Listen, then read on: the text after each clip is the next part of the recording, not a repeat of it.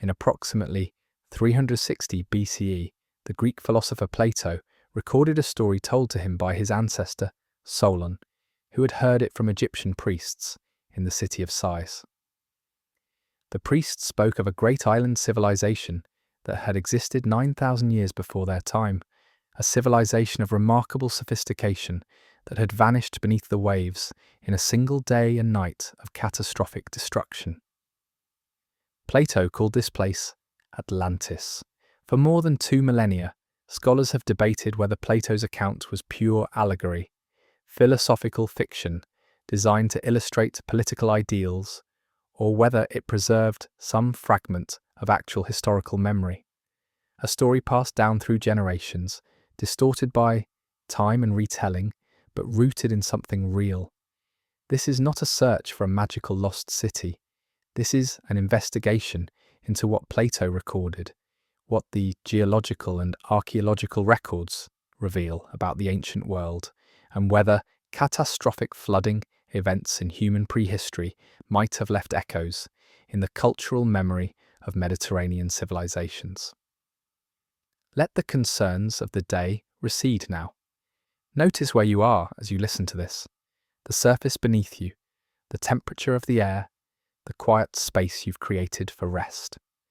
There is no rush here, only questions, evidence, and the slow unfolding of a story that bridges philosophy, archaeology, and the deep history of a changing planet. If you find value in these investigations, consider following or subscribing for more bedtime documentaries that explore mysteries with care, evidence, and a tone designed for nighttime reflection. But there's no pressure. Simply being here, listening, is enough. The Mediterranean Sea in ancient times was a crucible of civilizations. Egypt, Greece, Phoenicia, the Minoans of Crete, cultures that built cities, developed writing systems, sailed vast distances, and left records that we can still read today. They also told stories of floods, of cities swallowed by the sea, of divine punishment and natural catastrophe. Some of these stories may have been pure mythology, but some may have been the cultural preservation of actual events, disasters so profound that they were remembered, retold, and eventually written down, even as the details became uncertain. Plato's Atlantis is the most famous of these stories, but it is not the only one. And when we examine what the Earth itself reveals, the geological evidence of sea level change, the archaeological discoveries of submerged settlements, the documented history of catastrophic floods, we find that the line between myth and memory becomes less clear than we might expect. Let your breathing slow. Let the story begin. Chapter 1. Plato's account and the dialogues. The story of Atlantis appears in 2 of Plato's dialogues, Timaeus and Critias, written around 360 BCE. These texts are philosophical works, part of a larger exploration of ideal governance, cosmology, and the nature of reality.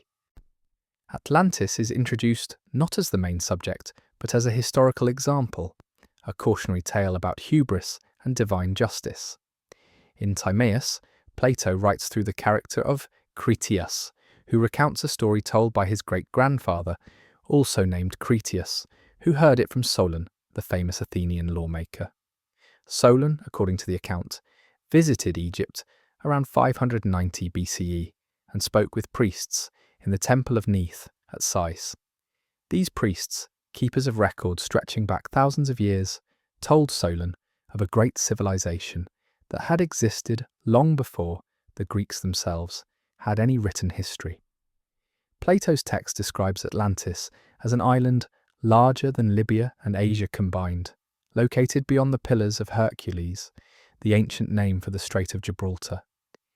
The island was home to a powerful kingdom, technologically advanced and militarily formidable. It controlled territories across the Mediterranean and beyond, and at one point attempted to conquer Athens and Egypt. According to the priests, this occurred approximately 9,000 years before Solon's time, which would place these events around 9600 BCE, deep in the prehistory of human civilization, during the final millennia of the last ice age.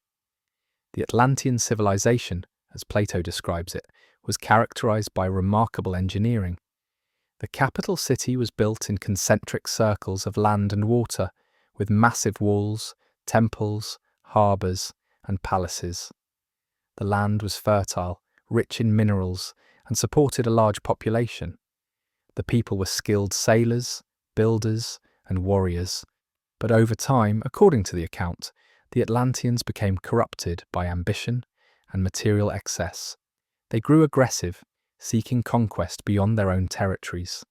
In response to their hubris, the gods, primarily Poseidon, who was considered the patron deity of Atlantis, brought catastrophe.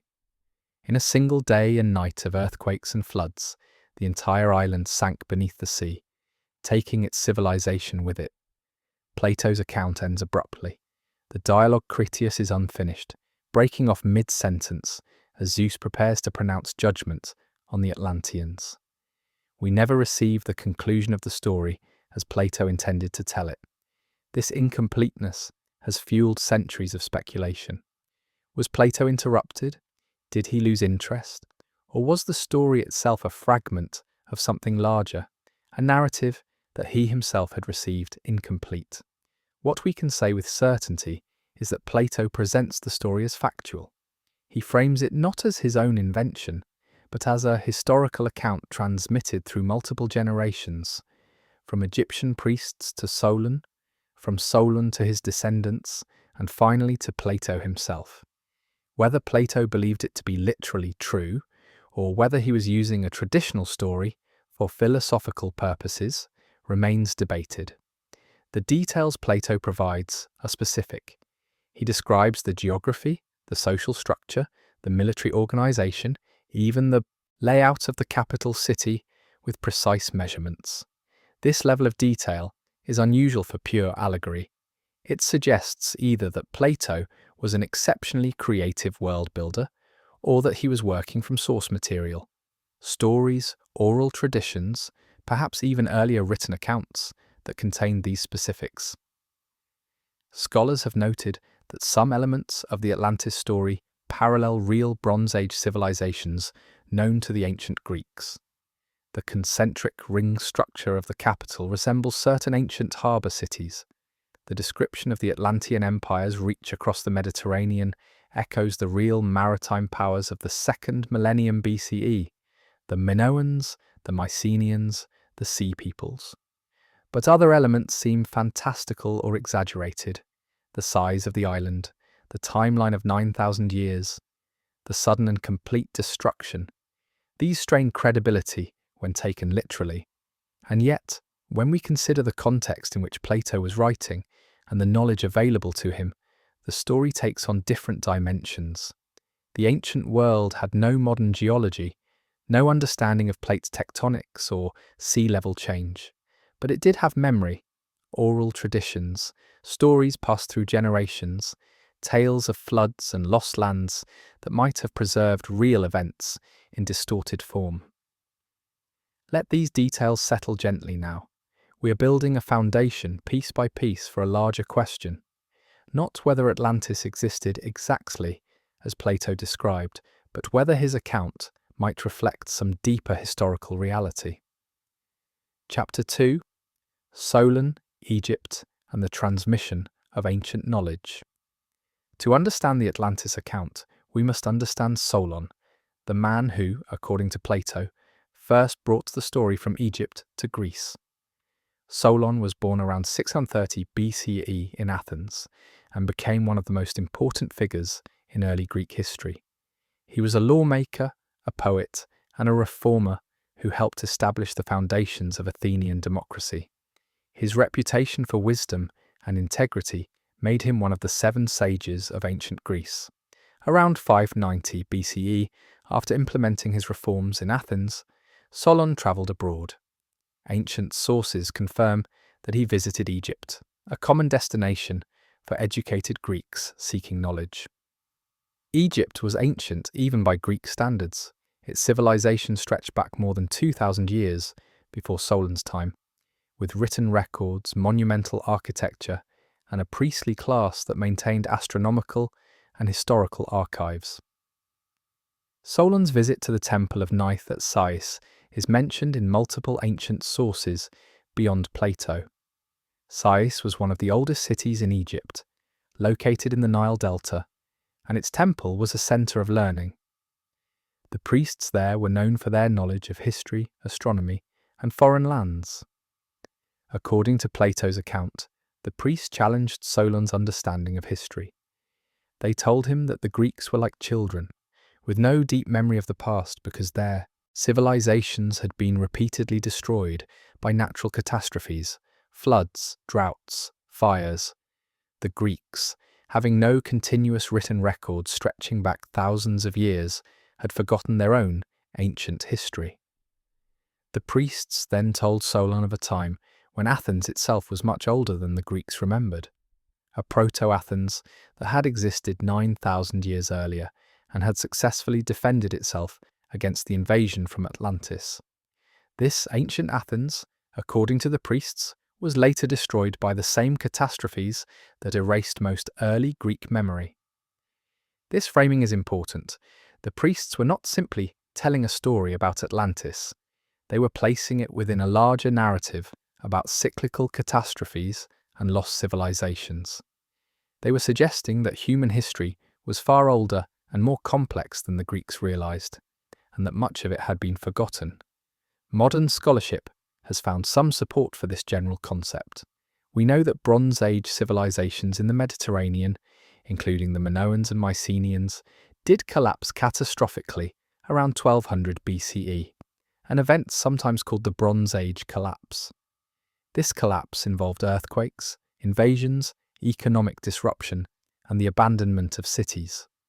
The subsequent Dark Age lasted several centuries, during which writing was lost in Greece and much historical continuity was broken.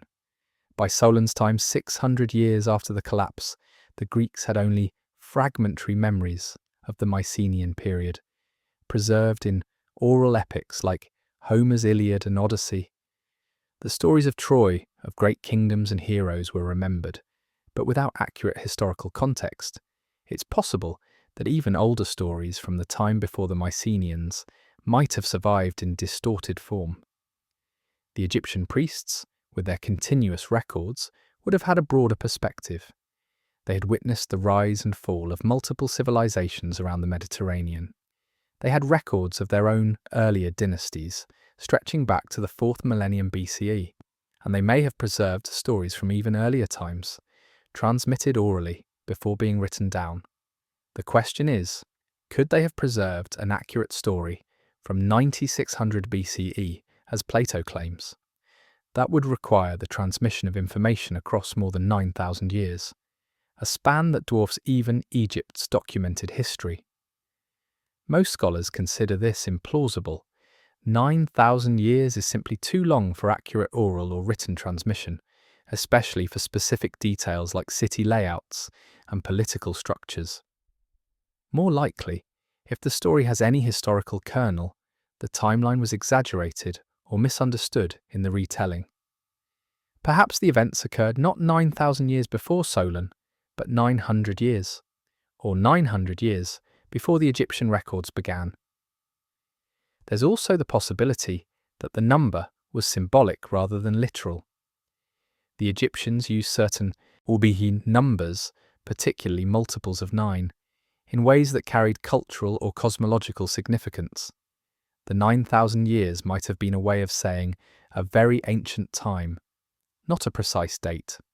What remains intriguing is that Plato presents the chain of transmission so explicitly.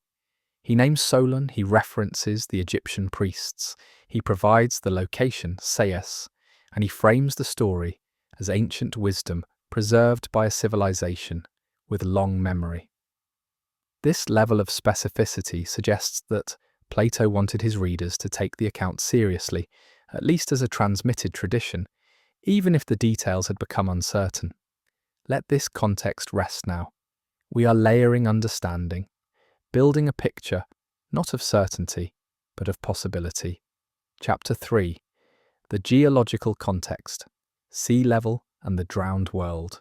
To understand whether any aspect of the Atlantis story might be rooted in historical reality, we must understand what the world was like at the end of the last ice age, the period that corresponds roughly to Plato's timeline of 9,000 years before Solon. Between approximately 110,000 and 12,000 years ago, the Earth was in the grip of the last glacial period, commonly called the Ice Age. Massive ice sheets covered much of North America, Northern Europe, and Asia. So much water was locked up in these glaciers that global sea levels were approximately 120 to 130 meters lower than they are today. This lower sea level dramatically changed the geography of the world. Coastlines extended much farther out than they do now. Land bridges connected regions that are now separated by water. The Mediterranean Sea was smaller, with different shorelines. The Persian Gulf was largely dry land. What is now the North Sea was a vast plain connecting Britain to continental Europe, a region called Doggerland by modern archaeologists. Human populations during this period lived in these coastal regions. They built settlements, developed cultures, and adapted to environments that are now completely submerged. For tens of thousands of years, these lowland coastal areas were prime human habitat, flat, fertile, near water, and rich in resources. Then, starting around 19,000 years ago, the climate began to warm, the ice sheets started to melt, and sea levels began to rise. This rise was not smooth or gradual. It occurred in pulses, periods of rapid increase, followed by periods of stability. The most dramatic pulse occurred between approximately 14,600 and 14,300 years ago, an event called Meltwater Pulse 1A. During this period, sea levels rose between 16 and 25 meters in just a few centuries, a rate fast enough to be noticeable within a human lifetime. Another significant pulse, Meltwater Pulse 1B, occurred around 11,300 years ago, and throughout the period from 10,000 to 7,000 years ago, sea levels continued to rise, flooding coastal plains and river valleys, drowning landscapes that had been inhabited for millennia. This flooding was not a myth. It was a real documented geological event that transformed the geography of the planet, and it occurred precisely during the period when humans were developing more complex societies, when agriculture was beginning, when the first towns and proto-cities were being established. The people who lived through these floods, who watched the sea advance year after year, who had to abandon settlements, who migrated inland as their lands were submerged, would have remembered. They would have told stories, and those stories would have been passed down. Consider the perspective of a coastal community around 8,000 BCE. Over the course of several generations, they would have seen the ocean encroach hundreds of meters inland. Islands would disappear, river estuaries would widen into bays, entire valleys would be inundated. The change would be undeniable, traumatic, and world-altering. Some scholars have proposed that these post-glacial flooding events are the historical basis for flood myths found in cultures around the world: the biblical flood of Noah, the Mesopotamian epic of Gilgamesh, Hindu and Chinese flood legends, and yes, perhaps, the story of Atlantis. This hypothesis suggests that Plato's account and the story told to Solon by the Egyptian priests might be a cultural memory of real catastrophic flooding that destroyed coastal civilizations at the end of the Ice Age. The specific details, the island beyond the Pillars of Hercules, the advanced technology, the military conquests, might be later elaborations or confusions, but the core idea of a land swallowed by the sea might reflect something that actually happened. The challenge is identifying which specific event, if any, the story refers to. The Mediterranean experienced significant sea level rise during this period, but so did every coastal region on Earth. Was there a particular location, a specific catastrophe, that could have generated a story powerful enough to survive thousands of years of retelling? Some researchers have pointed to specific candidates. The flooding of the Black Sea around 5600 BCE when rising Mediterranean waters breached the Bosphorus and flooded a vast freshwater lake, displacing human populations around its shores. The submergence of Doggerland in the North Sea, which occurred gradually over millennia but may have included catastrophic flood events. The drowning of coastal settlements in the Persian Gulf, the Red Sea, the Eastern Mediterranean. Each of these events involved the loss of inhabited land to rising seas. Each would have been remembered by the people who experienced them, and any of them, in theory, could have generated stories that eventually influenced the accounts Plato recorded. But none of these events occurred 9,000 years before Solon's time in the location Plato describes. The timeline and geography don't match, which brings us back to the central question. Was Plato transmitting a distorted memory of something real, or was he inventing a philosophical fable using elements that happened to parallel real geological history? Let the uncertainty settle. We are not seeking definitive answers, only exploring what might be possible. Chapter 4. Archaeological evidence of submerged settlements. While no evidence of Atlantis, as Plato described it, has ever been found, archaeology has confirmed something significant. Human settlements from the end of the Ice Age do exist beneath the sea, and they are being discovered and studied with increasing frequency. One of the most well-documented examples is the submerged landscape of Doggerland, which once connected Britain to continental Europe across what is now the North Sea. During the last Ice Age, this area was a vast plain, crisscrossed by rivers, dotted with lakes, and inhabited by hunter-gatherer communities. As sea levels rose, Doggerland was gradually flooded, becoming a series of islands, before finally disappearing beneath the waves around 6500 BCE. Fishermen working in the North Sea have been dredging up evidence of Doggerland for decades. Mammoth bones, stone tools, fragments of worked wood. In recent years, marine archaeologists have mapped the submerged river valleys and identified locations that likely contained settlements.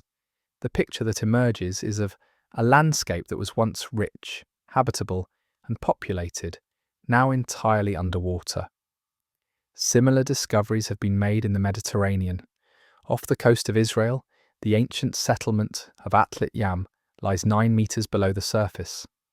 This Neolithic village, dating to approximately 7000 BCE, includes stone houses, a well, and even human burials. It was abandoned around 6000 BCE, likely due to rising sea levels or a tsunami. The site is remarkably well preserved, and it demonstrates that coastal communities of considerable sophistication existed in the Mediterranean during the early Holocene, and that some were lost to the sea. In the Aegean, underwater archaeologists have documented submerged Bronze Age settlements, harbours, and structures. The island of Santorini, ancient Thera, was partially destroyed by a massive volcanic eruption around 1600 BCE. This eruption, one of the largest in recorded history, devastated the Minoan civilization and may have generated tsunamis that affected coastlines across the eastern Mediterranean. The city of Akrotiri, buried under volcanic ash, has been excavated and found to contain sophisticated architecture, art and technology. Some researchers have proposed that the Santorini eruption and the collapse of Minoan civilization could be the historical basis for the Atlantis story. The timeline is far more recent than Plato indicates, only about 1200 years before his time, not 9,000. But the event involved a catastrophic destruction of an advanced island civilization in the Mediterranean. It's conceivable that stories of this disaster could have been merged with other flood myths and eventually transmitted to Egypt, where they were later recounted to Solon.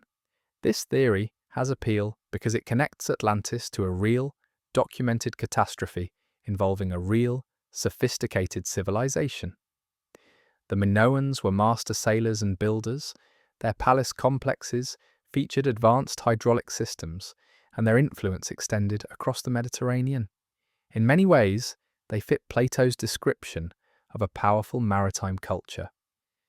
The problem is that the Minoans are well documented. We have extensive archaeological evidence of their civilization, and none of it matches the specific details Plato provides. The location beyond the pillars of Hercules, the concentric ring structure of the capital, the vast size of the island, or the timeline. If Plato's story were about Santorini, we would expect him or his sources to have known more accurate details about its actual location and history. Still, the Santorini hypothesis demonstrates something important. Catastrophic events that destroyed advanced civilizations have occurred in the Mediterranean, and they have left both geological and archaeological evidence. The concept of a civilization being suddenly overwhelmed by natural disaster is not fantastical, it's historical fact. Other submerged sites continue to be discovered. In the Gulf of Khambat off the coast of India, researchers have identified what appear to be geometric structures on the seafloor, though their interpretation remains highly controversial. Off the coast of Cuba, sonar has detected formations that some claim are architectural, though no conclusive evidence has been presented.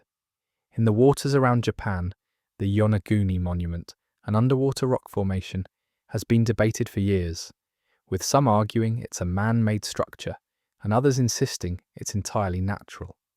What all of these discoveries and claims demonstrate is that the ocean does hold secrets of human history, that settlements and landscapes were lost to rising seas, and that archaeology is only beginning to explore these submerged frontiers. The technology to map and investigate the seafloor in detail is relatively new. Side-scan sonar, remotely operated vehicles, and systematic submarine archaeology have only been widely available for a few decades. It's entirely possible that more settlements, some of considerable size and sophistication, remain to be discovered beneath the waves. Whether any of these could be the real Atlantis is a different question, but the larger point stands. The ocean has covered human history, and we are only now beginning to uncover it. Let this evidence rest gently. We are not claiming proof, only context, a sense of what the earth has hidden and what it might yet reveal. Chapter 5. The Black Sea Deluge. Hypothesis. One of the most intriguing scientific proposals related to catastrophic flooding in human history is the Black Sea Deluge hypothesis, first proposed by marine geologists William Ryan and Walter Pittman in the 1990s. Their theory, based on geological and archaeological evidence, suggests that around 5600 BCE, the Black Sea experienced a sudden and catastrophic flood. At the time, the Black Sea was not connected to the Mediterranean. It was a smaller, lower freshwater lake, fed by rivers but isolated from the ocean by the natural barrier of the Bosphorus Strait. As sea levels in the Mediterranean rose at the end of the Ice Age, the water eventually reached a critical threshold. The Mediterranean breached the Bosphorus, and seawater began pouring into the Black Sea basin. According to Ryan and Pittman's estimates, the flow was immense, equivalent to 200 times the volume of Niagara Falls. The Black Sea's water level rose rapidly, flooding approximately 100,000 square kilometers of coastal land. If humans were living around the shores of the Black Sea at the time, and there is archaeological evidence suggesting they were, this flood would have been catastrophic. Communities would have had to flee inland. Fertile lowlands would have been submerged within weeks or months. The shoreline would have advanced by as much as a kilometre per day in some areas. Ryan and Pittman proposed that this event might be the historical basis for flood myths in the region, including the biblical flood story, which was recorded in Mesopotamia, not far from the Black Sea's southern shores. The trauma of such a disaster would certainly have generated stories that persisted for generations. Could this event also be connected to the Atlantis story? Some have suggested that refugees from the Black Sea flood might have carried their stories westward, eventually reaching Egypt and Greece. Over millennia of retelling, the details would have been distorted, the the timeline confused, but the core memory of a sudden, overwhelming flood would have remained. This hypothesis is speculative and not widely accepted among scholars of Atlantis. The geography doesn't match Plato's description. The Black Sea is not beyond the Pillars of Hercules, and it's not an island in the Atlantic. But it demonstrates that catastrophic floods affecting human populations did occur during the period when early civilizations were developing, and that these floods could have entered cultural memory. Not all researchers accept the Black Sea deluge hypothesis in its original form. Subsequent studies have questioned the speed and scale of the flood. Some evidence suggests the flooding was more gradual, occurring over decades or centuries, rather than in a single catastrophic event. Other studies have found that the connection between the Mediterranean and Black Sea may have involved multiple episodes of flooding and desiccation over a longer period. The debate continues, but even if the deluge was less sudden than originally proposed, the fact remains. The Black Sea did flood, coastal populations were displaced, and the event occurred during a period when human societies were becoming more complex and interconnected. It's also worth noting that the Black Sea is not the only body of water that experienced dramatic changes at the end of the Ice Age. The Mediterranean itself rose by more than 100 meters, flooding coastal plains and river valleys. The Persian Gulf, which had been largely dry land, was inundated. The Red Sea expanded. Every coastal region on Earth experienced some degree of flooding. Each of these events would have affected the people living there. Each would have generated stories, and some of those stories, preserved in oral tradition and eventually written down, might have influenced the accounts that Plato and other ancient writers recorded. The challenge is disentangling which specific events, if any, connect to which stories. The further back in time we go, the more uncertain the connections become. 9,000 years is a long time for a story to survive with any accuracy, but it's not impossible that the general theme, a great flood that destroyed a civilization, could have been preserved, even if the specific details were lost or transformed. Let this theory settle now. It is one piece of a larger puzzle, one possibility among many. Chapter 6. Plato's philosophical intent and allegorical interpretation. While we have been exploring the possibility that Atlantis might be rooted in historical memory, it's essential to consider the mainstream scholarly interpretation that Plato invented the story entirely as a philosophical allegory, with no intention of describing a real place or real events. This interpretation is supported by the context in which Atlantis appears. Plato was not writing a history book. He was writing philosophical dialogues, exploring questions of justice, governance, cosmology, and the ideal state. The story of Atlantis serves a specific purpose within these dialogues. It illustrates the consequences of moral corruption and imperial overreach. In Plato's philosophy, the ideal society is one governed by reason, wisdom, and virtue. The rulers should be philosopher kings, individuals trained in logic and ethics, who make decisions for the common good rather than personal gain. The citizens should be educated, disciplined, and oriented toward collective harmony rather than individual greed. Atlantis, as Plato describes it, begins as something close to this ideal. The early Atlanteans are portrayed as noble, intelligent, and favoured by the gods. But over time, they become corrupted. They accumulate wealth, pursue conquest, grow arrogant and materialistic. They lose touch with virtue and become obsessed with power. The destruction of Atlantis, then, serves as a warning.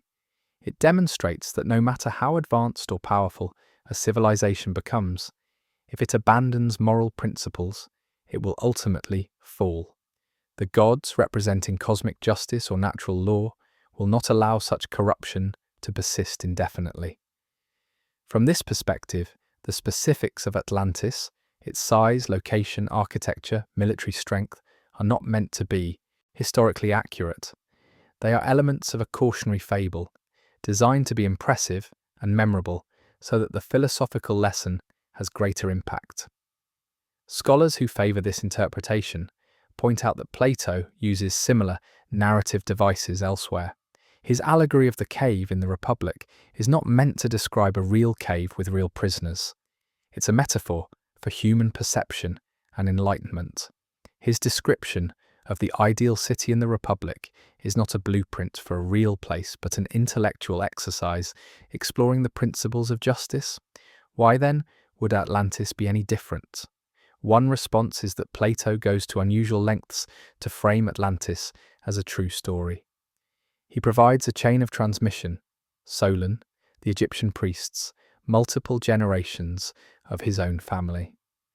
He includes specific details about dates, locations, and dimensions. He invokes the authority of ancient wisdom preserved in Egypt. This is not how he presents his other philosophical allegories, but it's possible that this framing is itself part of the literary technique. By presenting Atlantis as ancient history, Plato gives the story greater weight and authority. It becomes not just his opinion about virtue and corruption, but a lesson drawn from actual events, even if those events are fictional. There's also the matter of the unfinished Critias dialogue. Plato begins to describe Atlantis in great detail, but the text breaks off abruptly. Some scholars suggest that Plato lost interest or found the narrative framework too constraining for the philosophical points he wanted to make. Others propose that he intended to finish it, but was prevented by illness, old age, or other priorities. The fact that the story is incomplete might support the allegorical interpretation. If Atlantis were based on real traditions or sources, wouldn't Plato have felt obligated to complete the account? The unfinished nature suggests that the story was, for him, less important than the philosophical framework it was meant to support. Yet other ancient writers took Atlantis seriously as history. Cranta, a philosopher who lived shortly after Plato, reportedly visited Egypt himself to verify the story and claimed that the priests confirmed it. Proclus, a later commentator, wrote that the account was based on genuine historical traditions. These ancient scholars, closer to Plato's time and cultural context, seem to believe that Atlantis was more than pure fiction. The truth may lie somewhere between the extremes. Perhaps Plato heard stories, fragmented, uncertain, passed down through many generations, about ancient catastrophes and lost lands. Perhaps he took these stories and shaped them into a coherent narrative that served his philosophical purposes, adding details, adjusting the timeline, and fitting the account into the structure of his dialogues. In this view, Atlantis would be neither pure history nor pure invention, but something in between, a philosophical story built on a foundation of cultural memory, myth, and speculation about the deep past. This ambiguity is, in some ways, the most intellectually honest position. We cannot prove that Plato invented everything. We cannot prove that he was transmitting accurate history. What we can say is that he wrote something that has resonated for more than 2,000 years, something that continues to provoke questions about the past, about lost civilizations, and about the fragility of human societies. Let this complexity rest. The question of Plato's intent may never be fully resolved. Chapter 7. Alternative locations and theories. Over the centuries, dozens of locations have been proposed as the real Atlantis. Some are based on serious archaeological and geological research, others are speculative, fringe, or outright fantastical. Here we'll examine a few of the more credible proposals, presented objectively and with appropriate skepticism. The Strait of Gibraltar and southern Spain. Some researchers have proposed that Atlantis was located near the Strait of Gibraltar, either in southern Spain or in the shallow waters just beyond the strait. This region fits Plato's description of being beyond the Pillars of Hercules, and there is evidence of ancient settlements in the area that were affected by sea level rise and periodic flooding. The Doñana marshlands in southwestern Spain have been investigated as a possible candidate. Satellite imagery and ground surveys have revealed what appear to be geometric patterns consistent with ancient construction. However, extensive archaeological work has not confirmed the presence of a large advanced city in the region during the relevant time period. The Azores and Mid-Atlantic Ridge. Another hypothesis places Atlantis in the Atlantic Ocean itself, perhaps on islands or land masses that have since submerged. The Azores, a volcanic island chain in the mid-Atlantic, have been suggested as remnants of a larger landmass that could have supported a civilization. The geological problem with this theory is that the mid-Atlantic region is volcanically active, but not prone to sudden subsidence of the scale Plato describes. The ocean floor in this area is spreading, not sinking, due to tectonic activity. While individual volcanic islands can be destroyed by eruptions or erosion, there is no evidence of a large, stable landmass in the Atlantic that disappeared within human history. Antarctica. A more controversial theory, popularized in certain fringe literature, suggests that Atlantis was located in Antarctica before the continent was covered by ice. Proponents point to ancient maps that purportedly show Antarctica without ice, such as the Piri Reis map of 1513. This theory requires accepting that advanced human civilization existed in Antarctica during a period when the continent was habitable, which would be more than 34 million years ago, long before modern humans existed. While some coastal areas of Antarctica may have been ice-free more recently during interglacial periods, there is no archaeological evidence of any human habitation in Antarctica before the modern era of exploration. The Caribbean and the Americas. Some researchers have proposed locations in the Caribbean or Central America as possible sites for Atlantis. Underwater structures near Bimini in the Bahamas, sometimes called the Bimini Road, have been investigated and debated. Most geologists conclude that these are natural formations, beach rock created by geological processes, but a minority argue they show signs of human modification. The problem with Caribbean and American locations is that they are far from the Mediterranean context in which Plato was writing and in which the story supposedly originated. For these locations to be Atlantis, we would have to accept that ancient Egyptians or pre-Solon Greeks had detailed knowledge of the Americas, a proposition for which there is no credible evidence. Crete and the Minoans, as discussed earlier, the Minoan civilization on Crete, and particularly the catastrophic eruption of Santorini, remains one of the most plausible historical inspirations for the Atlantis story.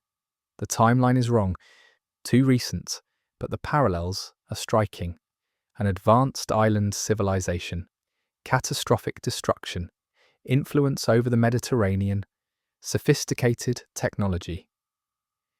If we accept that Plato or his sources might have confused or exaggerated the timeline, the Minoan connection becomes stronger.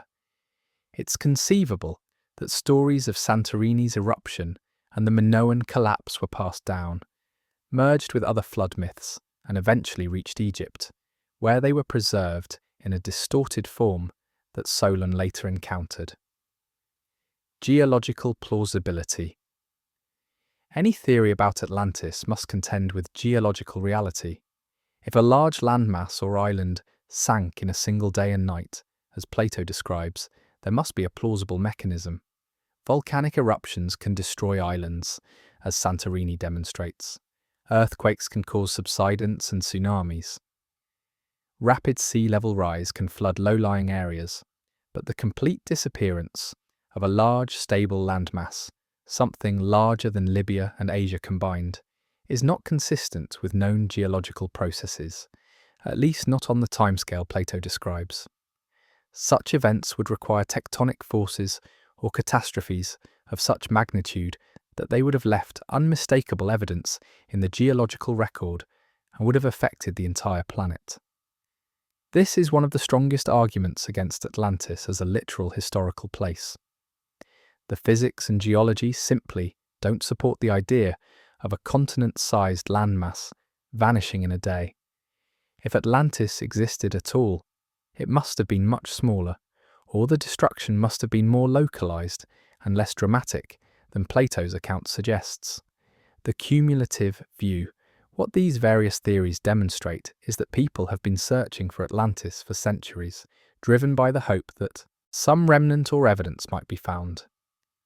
That none has been definitively identified suggests either that Atlantis was entirely fictional, or that any historical basis for the story is so deeply buried, in time, in sediment, or in the distortions of oral tradition, that it may be impossible to recover. Let these theories drift now, each one a possibility, none a certainty. Chapter 8. The Skeptical Perspective. It is important, in any investigation, to give voice to the skeptics, those who argue that the search for Atlantis is fundamentally misguided, that the story is and always has been fiction, and that the resources and attention devoted to finding it would be better spent on actual archaeology and history. The skeptical position is grounded in several strong arguments. First, there is the problem of evidence, or rather, the complete absence of it. Despite more than 2,000 years of searching, no archaeological evidence of Atlantis has been found. No ruins, no artifacts, no inscriptions, no physical remnants of any kind that match Plato's description. In an age where we have mapped the ocean floor, excavated countless ancient sites, and developed sophisticated techniques for detecting buried or submerged structures, the continued absence of evidence is significant. Second, there is the problem of Plato's intent. Scholars who specialize in ancient Greek philosophy and literature argue that Atlantis fits perfectly within Plato's broader body of work as a didactic fiction. The dialogues are full of thought experiments, hypothetical scenarios, and illustrative stories. Atlantis, they argue, is simply one of these, a story designed to convey philosophical and political lessons, not to record history. Third, there is the problem of transmission. Even if we grant that Solon heard a story from Egyptian priests and that Plato accurately recorded what was passed down to him, we must still contend with the implausibility of oral tradition preserving accurate details across 9,000 years, or even 900 years. Oral traditions do preserve important cultural information, but they also change, merge with other stories, and accumulate embellishments over time. Fourth, there is the problem of alternative explanations. Every element of the Atlantis story can be explained without invoking a lost civilization. The flood motif appears in cultures worldwide because flooding is a common natural disaster. The description of an advanced society might reflect Greek knowledge of their own Bronze Age ancestors, or of contemporary civilizations like Persia or Egypt. The moral lesson about hubris and divine punishment is a recurring theme in Greek literature and mythology. Fifth, there is the problem of pseudoscience and exploitation. The search for Atlantis has, over the years, attracted not just serious researchers, but also fringe theorists, conspiracy enthusiasts, and outright charlatans. Claims about Atlantis have been used to support everything from ancient astronaut theories to nationalist mythologies to New Age mysticism. This association has, understandably, made serious scholars wary of engaging with the topic at all. From the skeptical perspective, the persistence of Atlantis as a cultural phenomenon is not evidence that it was real. It's evidence that humans are drawn to mysteries, to stories of lost golden ages, and to the romantic idea that there are still great secrets waiting to be discovered. Atlantis fulfills a psychological and narrative need, not a historical one. This perspective deserves serious consideration. It is intellectually rigorous, evidence-based, and free from wishful thinking. It acknowledges that the absence of evidence, after extensive searching, is itself a form of evidence, evidence that what is being sought does not exist. And yet, Even the skeptics would likely acknowledge that the ocean does hold secrets, that ancient settlements have been found beneath the waves, and that our understanding of prehistory is still incomplete. The difference is that skeptics see no reason to connect these facts to Plato's story specifically. For them, Atlantis is a distraction from the real work of understanding the past through careful, systematic archaeology and historical analysis. Both perspectives, the exploratory and the skeptical, have value. The explorers push the boundaries of what we know and sometimes make unexpected discoveries. The skeptics ensure that claims are held to rigorous standards and that speculation doesn't masquerade as fact. In the end, the debate about Atlantis is also a debate about how we engage with the past, how we balance curiosity with rigor, imagination with evidence, possibility with probability. Let this balance settle gently now.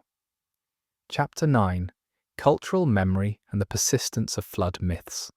One of the most compelling aspects of the Atlantis story is not whether it describes a specific place, but whether it reflects a deeper pattern. The persistence of flood myths across human cultures, and the possibility that these myths preserve memories of real catastrophic events. Flood myths appear in the traditions of cultures around the world. The biblical story of Noah's Ark is perhaps the most famous in Western culture, but it is far from unique. The Epic of Gilgamesh from ancient Mesopotamia tells of Utnapishtim, who survived a great flood sent by the gods. Hindu texts describe Manu, who was warned of a flood and saved by building a boat. Chinese mythology includes the story of Gunyu, who controlled a great flood. Indigenous cultures in the Americas, Australia, and the Pacific Islands all have their own flood narratives. These stories share common elements: a catastrophic flood, often sent by divine forces as punishment or renewal, a warning given to a virtuous individual, the construction of a vessel or refuge, the survival of a remnant of humanity and animals, and the eventual receding of the waters and the beginning of a new era. For a long time, these similarities were explained in religious or mythological terms, either as independent revelations of divine truth or as evidence of a single, global flood event as described in the Bible. Modern scholarship offers a different explanation. These stories may reflect real local or regional flooding events that were so traumatic they became embedded in cultural memory and were retold over generations until they took on mythic dimensions. The end of the Ice Age, as we discussed earlier, was a period of dramatic sea level rise and climate change. Coastal communities around the world would have experienced flooding. River valleys would have been inundated. Island chains would have been reshaped. For people living through these changes, the floods would have been real, immediate, and devastating. But beyond gradual sea level rise, there were also sudden catastrophic events. Lake Agassiz, a massive glacial lake in North America, drained catastrophically around 8,200 years ago when its ice dam failed. The resulting flood released so much cold freshwater into the North Atlantic that it temporarily disrupted ocean circulation patterns, causing a global cooling event. Coastal communities around the Atlantic would have experienced tsunamis and rapid sea level changes. Similar catastrophic outburst floods occurred as other glacial lakes drained, as ice dams failed, and as the climate system adjusted to the warming world. Each of these events would have affected human populations. Each would have generated stories. The question is whether these stories could have survived long enough, in accurate enough form, to be recognized as memories of real events when they were finally written down thousands of years later. Some researchers argue that they could. Oral traditions in some indigenous cultures have been shown to preserve surprisingly accurate information over very long periods. Aboriginal Australian stories about coastal flooding have been correlated with sea level changes that occurred more than 7,000 years ago, stories from the Pacific Northwest about earthquakes and tsunamis match geological evidence of events that occurred centuries before European contact. If oral tradition can preserve such information, then perhaps the flood myths, including Plato's account of Atlantis, do contain kernels of historical truth. Not literal truth, not accurate in all details, but truth nonetheless. The memory that the world once changed dramatically, that lands were lost to water, that civilizations were disrupted or destroyed. From this perspective, Atlantis is not a specific place, but a symbol, a stand-in for all the places that were drowned as the Ice Age ended, all the coastal communities that were displaced, all the landscapes that vanished beneath the rising sea. The story preserves the emotional and cultural impact of those events, even if it no longer preserves accurate geographical or chronological details. This interpretation allows us to take Atlantis seriously without requiring that we accept Plato's account as literal history. It acknowledges that something real lies behind the story, even if that something is more diffuse and harder to pin down than a single lost island. It also connects Atlantis to a larger human experience, the experience of environmental change, displacement, loss, and the need to make sense of catastrophe through narrative. Every culture that has faced sudden disaster, flood, earthquake, volcanic eruption, drought, has created stories to explain and remember those events. Atlantis may simply be one of the most famous and enduring of these stories. Let this broader view settle now. We are not diminishing the mystery, but expanding it, seeing Atlantis not as an isolated puzzle, but as part of the human story of survival and memory. Chapter 10. Modern Exploration and the Future of Atlantis Research. Despite the skepticism of mainstream academia, the search for Atlantis continues. Modern technology has opened new possibilities for exploration, and some researchers believe that advances in underwater archaeology, satellite imaging, and geophysical surveying might yet reveal evidence that has eluded previous generations.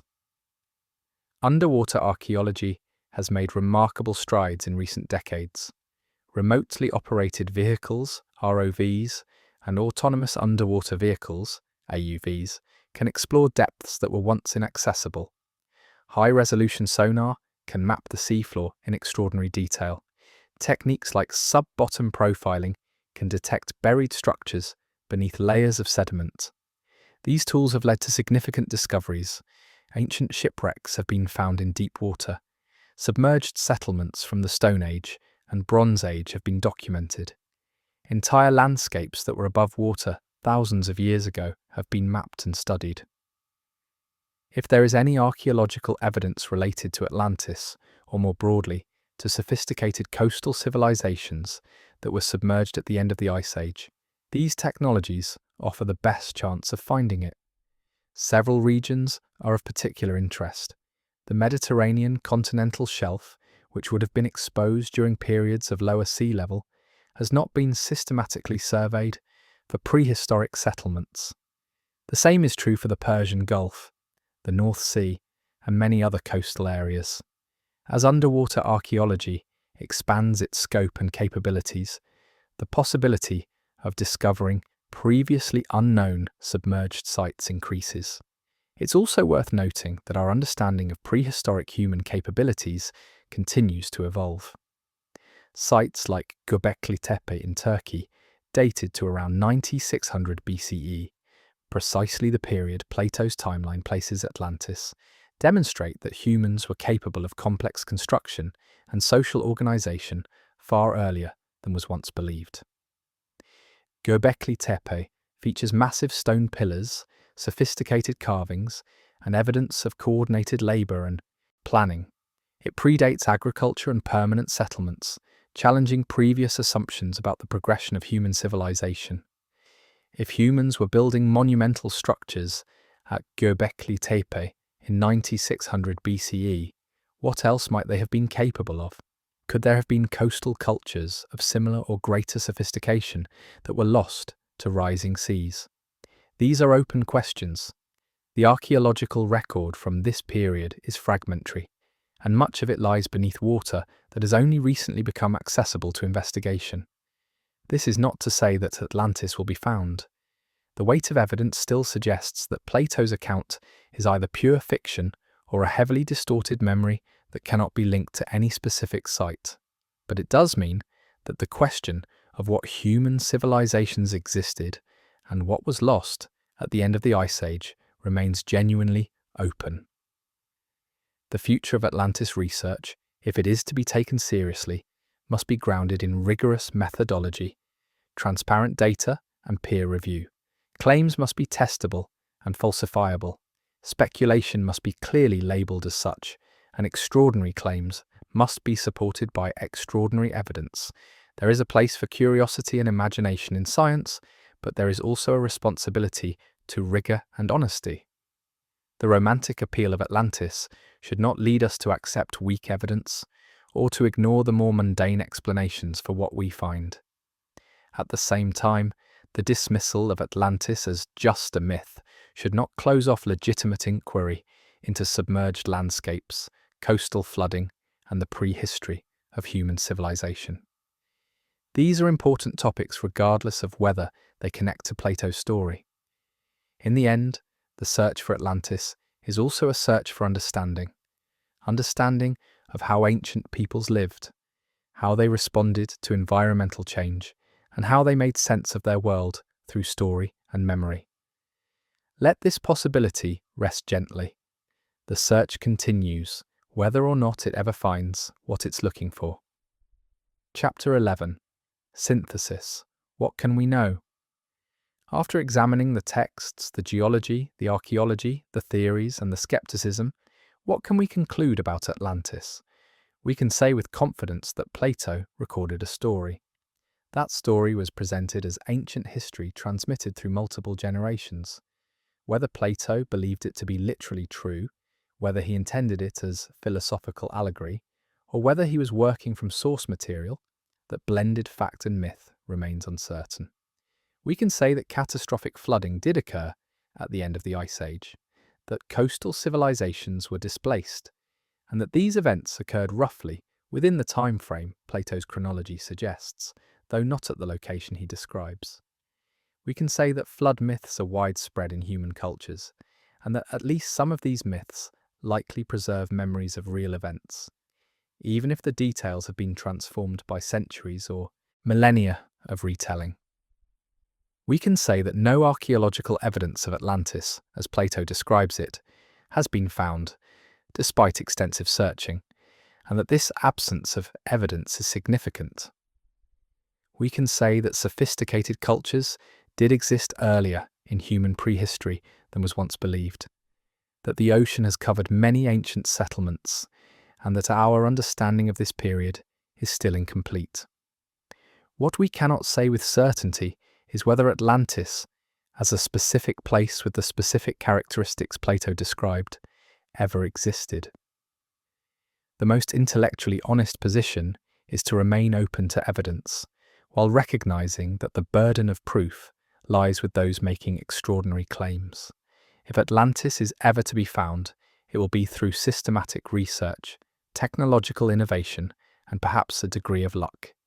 It will not be found through speculation alone, or by forcing ambiguous evidence to fit a predetermined conclusion. But even if Atlantis is never found, the story retains value.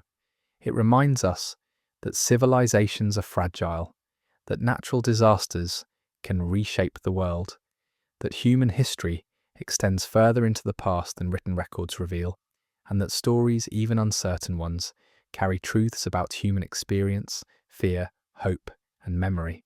The ocean is vast, the past is deep, and the questions we ask about both reflect who we are as much as what we might discover.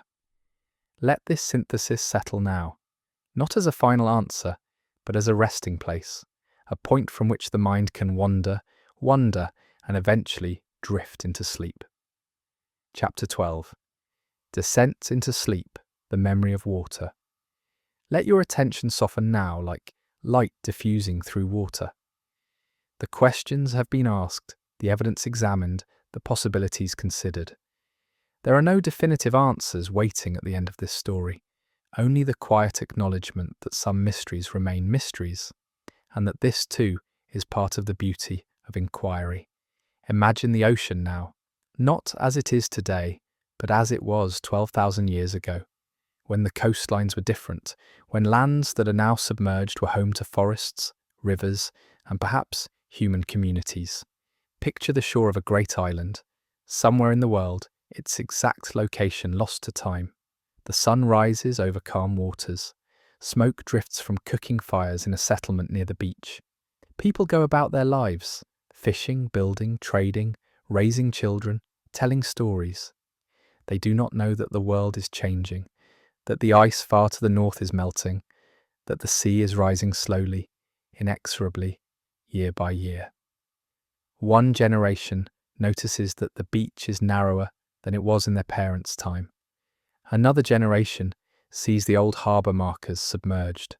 Another watches as the lowest homes must be abandoned, moved inland, rebuilt on higher ground. The change is slow enough that life continues, but it is fast enough that within a few generations the landscape is unrecognisable. The island is shrinking, the sea is claiming what was once land, and then perhaps a final catastrophe. A storm surge, an earthquake, a tsunami accelerates what was already inevitable. The settlement is abandoned. The people flee inland or to other shores. And within another generation, the stories begin. Stories of the land that was lost. Stories of the homes beneath the waves. Stories that will be told and retold, changing with each telling, until they become myth. This may have happened. It may have happened many times in many places, to many different peoples. And some of those stories may have survived, travelling from culture to culture, language to language, until they reached the ears of an Egyptian priest, who told them to a Greek traveller, who brought them home, where they eventually reached a philosopher, who wrote them down. Or perhaps Plato simply imagined it all, drew on his knowledge of the world, his understanding of human nature, and his philosophical concerns, to create a story that felt true, even if it wasn't. Either way, the story exists. It has existed for more than 2,000 years, and it continues to resonate because it speaks to something fundamental. The knowledge that the world changes, that what seems permanent can be lost, and that we are all living on borrowed time in a landscape shaped by forces far greater than ourselves. Let your breathing slow even further now. Feel the weight of your body supported fully by whatever surface holds you. Notice the darkness behind your closed eyelids, or the soft light if your eyes are open. There is no need to think anymore. No need to solve the puzzle. The mystery can rest, held gently but not grasped. The ocean continues its slow work, covering, preserving, eroding. The continents drift at a pace too slow to perceive. The climate shifts. The ice melts and reforms, and somewhere beneath the waves, the remnants of countless human lives and stories lie in the sediment. Undiscovered, perhaps undiscoverable. Atlantis may be among them, or Atlantis may have never existed at all. Both possibilities can coexist in this liminal space between waking and sleep, between knowing and wondering. Let the story dissolve now, like salt in water. Let the questions drift away like clouds dispersing. Let the mystery remain a mystery, peaceful and unresolved, asking nothing of you. The island is there, or it isn't. The flood happened, or it didn't. The story is true, or it's fiction. And in the space between these possibilities, you can rest. The tide rises, the tide falls. The waves touch the shore and retreat. And in this rhythm, older than any human story, there is peace. In the end, the truth remains open to interpretation.